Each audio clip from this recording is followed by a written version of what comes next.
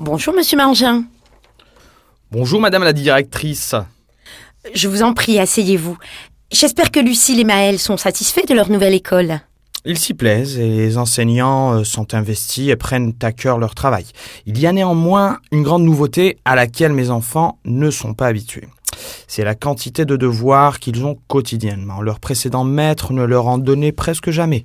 J'avais cru comprendre que les devoirs étaient interdits à l'école primaire depuis 1956. Alors, c'est vrai. Mais en 2001, il y a eu un décret pour uniformiser les pratiques.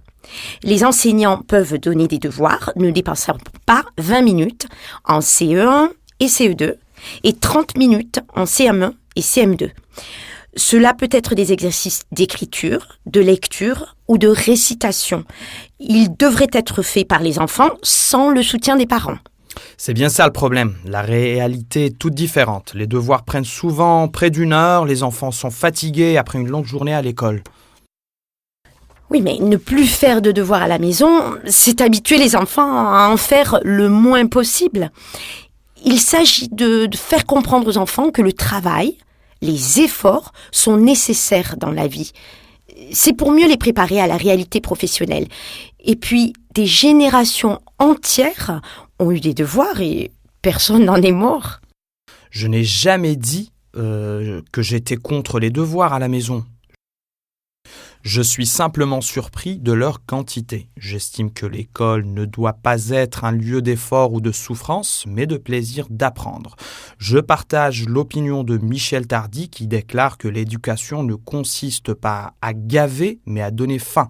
On apprend mieux quand on éprouve du plaisir et de l'intérêt. Certes, monsieur Mangin, mais les devoirs sont indispensables pour approfondir les connaissances. C'est comme dans le sport, si on veut progresser, il faut s'entraîner. Je comprends bien.